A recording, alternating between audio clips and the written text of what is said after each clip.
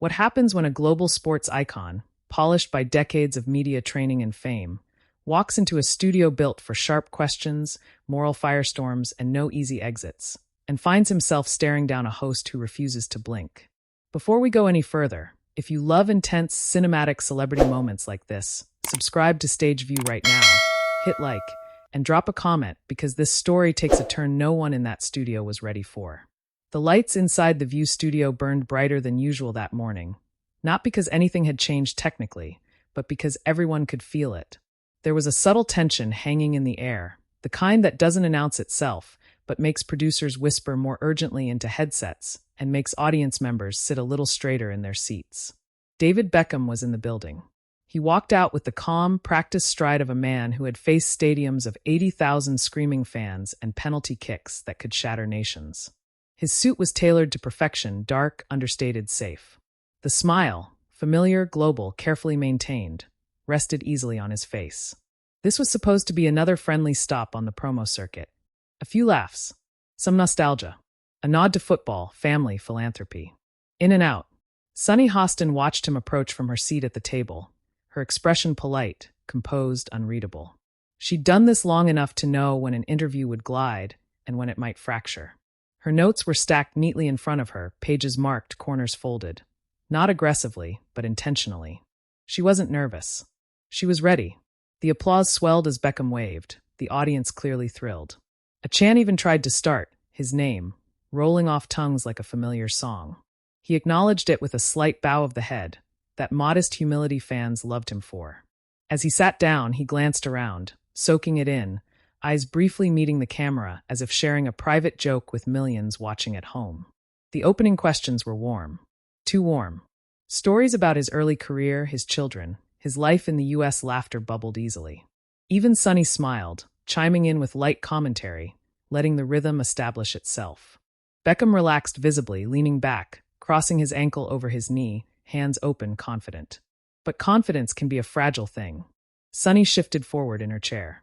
It was subtle, but the energy changed instantly. Even Beckham noticed it. His eyes flickered toward her, instinct sharpened by years of reading opponents on the pitch. "David," Sunny began, her voice calm, measured, professional. "You've spoken a lot about legacy, about leadership, about influence." Beckham nodded. "Of course. And with influence," she continued, "comes responsibility." The word responsibility landed heavier than expected. A few audience members murmured, the laughter evaporating like mist under heat. "Recently," Sunny said, glancing briefly at her notes, "there's been public conversation about your associations, your business ventures, and the messages they send, especially to younger fans." Beckham's smile tightened, just a fraction. "I've always tried to be mindful of my role," he replied carefully. "I believe in bringing people together through sport." Sunny didn't interrupt. She let the silence breathe. It was deliberate. "But," she said softly, "some would argue that certain partnerships contradict that message." There it was. The cameras cut to a close-up of Beckham's face, and for the first time since he'd stepped onto the stage, the practiced ease cracked. Not shattered, just cracked enough for the audience to see something real beneath it. "I'm not sure I agree with that characterization," he said, voice still smooth but slower now. Sunny met his gaze directly. "Then help us understand it." The audience leaned in. Somewhere off camera, a producer swallowed hard. Beckham adjusted in his chair, uncrossing his legs, placing both feet firmly on the floor. It was a grounding move. Defensive but subtle. "I've spent my life trying to promote positive values," he said. "Football gave me everything. I want to give back." "And yet," Sunny pressed, "when public figures align themselves with controversial entities, it raises questions. Especially when those entities are accused of." "Accused," Beckham interrupted, his tone sharper now. The interruption was small, but unmistakable. Sunny didn't flinch. "Yes, accused. And those accusations matter to people who look up to you." A hush fell over the studio. Even the applause sign felt unnecessary now. Beckham exhaled slowly, eyes briefly dropping before lifting again. "I think it's easy," he said, "to judge decisions from the outside without understanding the full picture." Sunny nodded once. "That's fair. Which is why we're asking you. Right here. Right now." The tension coiled tighter. This wasn't hostile, but it was relentless. From the audience, a woman crossed her arms. Another shook his head slightly, as if bracing for impact. Beckham's jaw set. "I've always believed in dialogue," he said. "But I don't believe in being painted as something I'm not." Sunny's voice remained steady, but her eyes were intense. "No one is painting you as anything, David. We're asking whether your actions align with the values you speak about." A beat. Then another. Time stretched, elastic and unforgiving. Beckham finally spoke, and when he did, the warmth was gone. "I think," he said, choosing each word with care, "that sometimes people forget athletes are human. We make decisions. We weigh options. And we don't always get it perfect." Sunny leaned back slightly, hands folding together. "But perfection isn't the standard," she replied. "Accountability is." The word echoed. Accountability. The camera cut to the audience again, faces frozen, eyes wide. This wasn't the interview they thought they were getting. Beckham's lips pressed into a thin line. For a moment, it looked like he might deflect, pivot, retreat into polished generalities. Instead, he did something unexpected. He leaned forward. "I don't shy away from tough conversations," he said, voice firmer now. "But I won't accept the implication that my intentions are anything but positive." Sunny didn't raise her voice. She didn't need to. Intentions don't erase impact. A sharp intake of breath rippled through the crowd. Beckham blinked once, twice. The studio lights reflected in his eyes, and for the first time, the global icon looked cornered. "An impact," Sunny continued, "is something you understand better than most. Silence. The kind of silence that screams." Beckham opened his mouth to respond, then paused. The pause was everything. It told the story of a man recalculating mid-game, realizing the field had changed. Somewhere behind the cameras, a producer whispered, "Oh no." The host beside Sunny shifted uncomfortably, sensing the escalation, but Sunny stayed locked in. This wasn't personal. This was principle. Beckham finally spoke, his voice quieter, edged with frustration. "I think," he said, "there's a line between discussion and judgment." The silence after Sunny's last sentence didn't fade gently. It slammed down like a door closing. The applause that followed was uneven, conflicted, some clapping with conviction, others hesitating as if unsure whether they were witnessing courage or collapse in real time. The studio lights seemed hotter now, unforgiving, exposing every micro-expression on David Beckham's face. He straightened his back, shoulders squaring the way they had before free kicks that decided championships. Old instincts kicked in. Pressure? He knew pressure. But this was different. There was no ball to strike, no net to aim for. Only words, and the weight of expectation pressing from every direction. Sunny watched him closely, not triumphantly, not smugly, just alert. She had crossed a line most interviewers danced around, and now she was waiting to see whether Beckham would retreat into rehearsed diplomacy or push back. "I came here," Beckham said at last, his voice calm but stripped of its earlier warmth, "to talk honestly. But honesty goes both ways." Sunny nodded once. "Absolutely." He turned slightly toward the rest of the panel, as if widening the battlefield. "I've spent years working in communities, funding programs, supporting causes that don't make headlines. That's part of the picture, too." One of the co-hosts murmured agreement, sensing a possible de-escalation. The audience leaned forward again, hopeful this might soften. But Sunny didn't let go. "And those efforts matter," she said. "They really do. But when your name amplifies a brand, a government, or an institution, that amplification can't be separated from its consequences." Beckham's jaw tightened. The word government hadn't been spoken explicitly before. Now it hovered in the air, unmistakable. "I'm not a politician," he replied quickly. "I'm an athlete." Sunny's eyebrows lifted slightly. "You're more than that now." That landed harder than anything else she'd said. A ripple passed through the audience. Some nodded. Others shook their heads. On social media, clips were already being cut, captions already forming, opinions already weaponized. Beckham leaned forward again, palms pressing lightly against his knees. "That's exactly the problem," he said. "People project things onto me that I never claimed to be." Sunny leaned in too, mirroring him. "With respect, David, you didn't have to claim it. The world assigned it to you the moment millions started listening." For a split second, Beckham laughed, not amused, not relaxed, but incredulous. "So what's the expectation?" he asked. "That I turn down every opportunity unless it passes some invisible moral test?" Sunny didn't answer immediately. She let the question hang, knowing silence often forced truth to surface. Finally, she said, "The expectation is awareness." A low murmur rolled through the crowd. Awareness of how your choices affect people who don't have your platform, she continued. People who can't just pivot when public opinion turns. Beckham shook his head slowly. I think it's easy, he said, voice tightening, to sit in judgment when you don't have to make those decisions. That did it. The temperature shifted sharply. Sunny's expression hardened, not angry but resolute. And I think, she replied, it's easy to dismiss criticism when you've been insulated by fame. The audience audibly reacted this time. A collective "oh" echoed, half shock, half awe. One woman clapped loudly before stopping herself, hands hovering awkwardly in midair. Beckham leaned back, eyes narrowing slightly. That's unfair. Sunny didn't blink. Is it? Another pause. Longer this time. Beckham glanced toward the moderator, perhaps expecting an intervention, a pivot, a commercial break. None came. The show was live. This was happening. I've faced criticism my entire career, he said. I'm not afraid of it. Sunny tilted her head. Then why does this feel like it struck a nerve? The question was surgical. Precise. Unavoidable.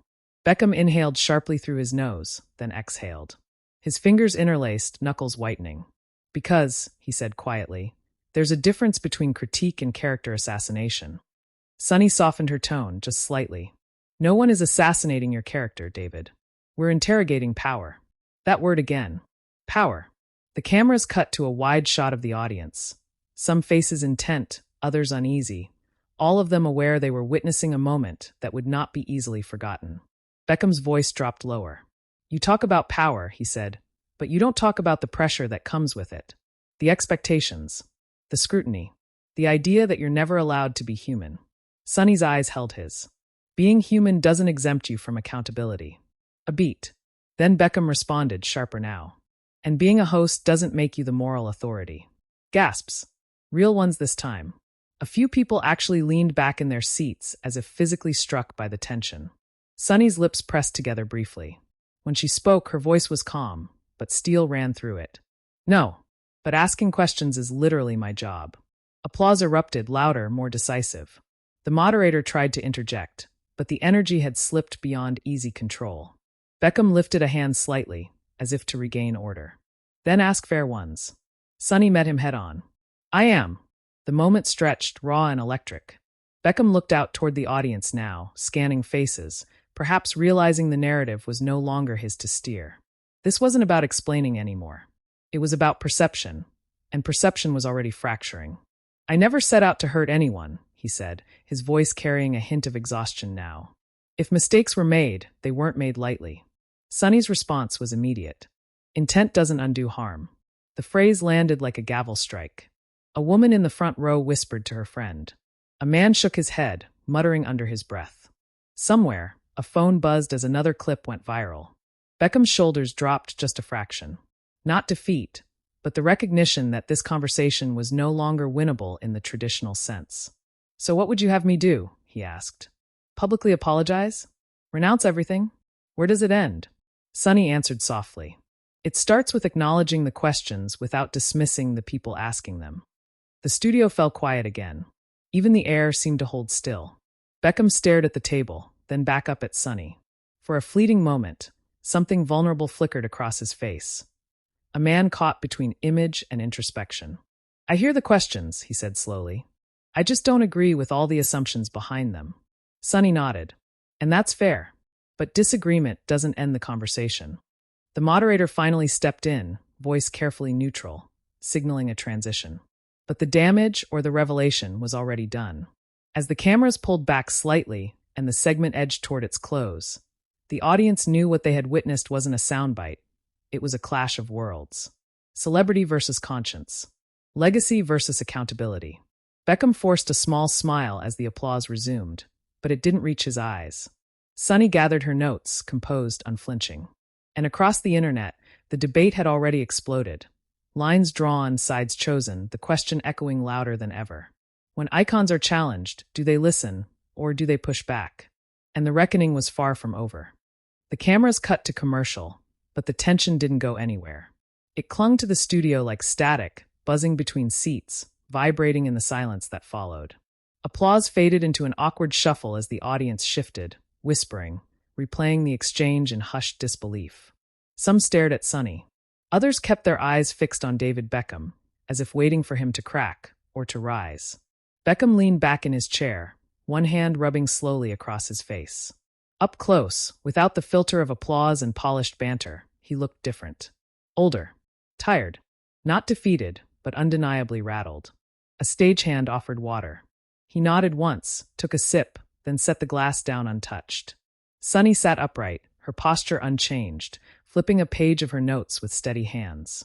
If she felt the weight of what had just happened, she didn't show it.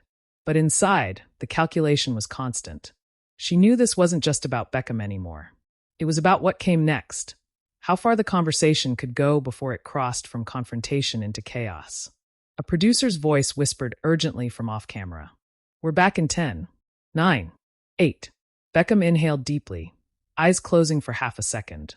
When they opened again, something had shifted. The defensive edge was still there, but now it was layered with resolve. The red light blinked on. "We're back," the moderator said, voice bright, almost unnaturally so. "Thank you for staying with us." The audience applauded on cue, but it sounded thinner now, uncertain. This wasn't polite morning television anymore. This was a reckoning broadcast live. Sunny turned slightly toward Beckham. "David," she said, measured but direct, "during the break, you said you feel misunderstood." Beckham nodded. "I do." "Then this is your moment," she continued. "Help people understand, not the brand, not the headlines. You." The invitation was real. So was the trap. Beckham sat forward, elbows resting on his knees. When he spoke, his voice was quieter than before, stripped of bravado. "I grew up wanting to play football. That's it. I didn't grow up wanting power, influence, or to be held up as a moral compass." A few audience members murmured sympathetically. "But life doesn't stop there," he went on.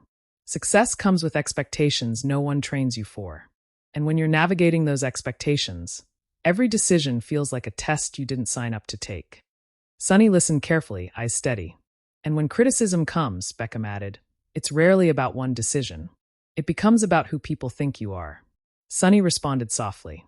"Sometimes it is about who you represent." Beckham nodded slowly. "And that's the burden." A beat passed. Then Sunny leaned in again, not aggressively, but deliberately. "Do you think that burden gives you a responsibility to listen when marginalized voices say they're hurt by your choices?" The question cut through the room. Beckham hesitated. This time, he didn't answer immediately. The pause felt heavier than any raised voice. "I listen," he said finally. "But listening doesn't always mean agreeing." Sunny didn't push back right away. She shifted tactics. "Can you understand," she asked, "why people feel disappointed when someone they admire seems silent on issues that affect them directly?" Beckham swallowed. "Yes." The admission surprised the audience. A small wave of applause followed, cautious but real. "I can understand disappointment," he continued. "What I struggle with is the idea that silence equals endorsement. Sometimes silence is reflection. Sometimes it's uncertainty." Sunny nodded. "And sometimes it's privilege." The word landed hard. Beckham's expression tightened again. "That word gets used like a weapon," he said, "as if it erases struggle." Sunny met his gaze. "It doesn't erase it. It contextualizes it." The tension spiked again, sharper than before. The audience felt it. This was the philosophical core of the clash, the point neither side could easily surrender. Beckham leaned back, shaking his head slightly. "I've worked my entire life," he said, voice rising. "Nothing was handed to me." Sunny responded instantly. "And many people work their entire lives and never get your microphone." A collective intake of breath swept through the studio. Beckham exhaled sharply, frustration flashing across his face. "So what's the expectation?" he asked again, more urgently now. "That I speak on everything? That I take a position on every conflict, every injustice?" Sunny's answer was calm. "No, but when you choose to align publicly, people will ask why." Beckham's voice dropped, edged with disbelief. "And if I don't?" Sunny didn't hesitate. "Then people will still ask why." The audience reacted. Some laughed nervously, others applauded the blunt honesty. Beckham stared at the table, jaw clenched. For the first time, the conversation felt less like an interview and more like therapy conducted under studio lights. "I don't want to be a symbol," he said quietly. "I just want to do good work." Sunny softened her tone again. "Symbols don't choose to be symbols, David. They become them." That line landed like a final blow. Even Beckham seemed to feel it. He leaned back, eyes fixed on the ceiling for a moment, as if searching for an answer written in the lights above. When he looked back at Sunny, there was something different in his expression. Not surrender, not anger, but contemplation. Maybe, he said slowly, I've underestimated how loud my silence can be. The studio went still. No applause. No murmurs. Just stillness. Sunny nodded once. That's all people are asking you to consider. The moderator quickly sensed the gravity of the moment and attempted to pivot toward closing remarks. But the emotional center of the segment had already been reached. Or so it seemed. As the applause finally came, hesitant, respectful, Beckham managed a small, genuine smile. Not the polished one. A real one. Fragile but real. Sunny offered a brief nod in return. But behind the scenes, producers were already exchanging glances. Because they knew what the audience didn't yet realize. This conversation wasn't going to end when the cameras cut. It was going to follow Beckham out of the studio, onto his phone, into headlines, timelines, and debates that would burn long after the lights went dark. And the aftermath was about to explode. When the cameras finally cut, the applause rose again. Louder this time, not celebratory but cathartic. It was the sound people make when they've just witnessed something raw and don't quite know how to process it. Some stood. Others remained seated, arms folded, expressions conflicted. A few wiped their eyes, surprised by how personal the exchange had felt. David Beckham stood up slowly, smoothing his jacket out of habit more than necessity. The room felt different now. Not hostile. Not warm. Charged. He shook hands with the hosts, polite, composed, but when he reached Sunny, there was a pause. Just a fraction of a second longer than protocol demanded. Thank you for the conversation, he said quietly. Sunny met his eyes. Thank you for staying in it. No cameras captured that moment, but the people closest to the table felt it. Two strong wills acknowledging the weight of what had just happened. Backstage, the atmosphere was electric and tense all at once. Producers spoke in rapid, hushed tones. A social media coordinator stared at a phone, eyes wide. It's already trending, she whispered. Everywhere. Beckham walked down the hallway flanked by staff, his phone vibrating repeatedly in his pocket. Messages. Alerts. Notifications piling up faster than he could read them. He didn't check right away. Instead, he exhaled long and slow, as if releasing something he'd been carrying for years. Inside the control room, a clip of Sunny's line, "Intent doesn't undo harm," played on loop. Another screen showed Beckham's quiet admission. Maybe I've underestimated how loud my silence can be. Two moments. Two narratives. Colliding across the internet in real time. Within minutes, social media fractured into camps. Some praised Sunny for finally saying what others were afraid to. Others accused her of ambushing a guest, of crossing a line, of turning a morning show into a moral tribunal. Hashtags exploded. Think pieces began drafting themselves. Beckham's supporters flooded timelines with clips of his charity work, his past interviews, his humanity. Critics countered with screenshots, timelines, context, demanding consistency between image and impact. And then came the memes. Clips slowed down. Music added. Captions sharpened. The internet did what it always does, turn nuance into ammunition. But amid the noise, something unexpected happened. A longer, unedited clip of the exchange began circulating. Not the sharpest line. Not the most viral moment. Just the sustained tension. The pauses. The listening. The discomfort. And people watched it all the way through. Comments shifted. This is actually important. He didn't walk out. She didn't shout. This is what real conversation looks like. By evening, major outlets picked it up. Headlines blurred the line between praise and controversy. Analysts debated whether Beckham had been exposed or humanized. Media veterans noted how rare it was to see a celebrity stay seated, stay engaged, and admit uncertainty under that kind of pressure. Sunny addressed it briefly on social media later that night. No victory lap. No defense. Just a simple post about the importance of asking hard questions and listening to hard answers. Beckham's response came hours later. Not a statement. Not an apology tour. Just a short message acknowledging the conversation and the voices it had amplified. It didn't satisfy everyone. It was never going to. But it did something else. It shifted the conversation. In living rooms, group chats, comment sections, people argued. Not just about Beckham, not just about Sunny, but about influence, silence, responsibility, and what we demand from the people we elevate. And maybe that was the real aftermath.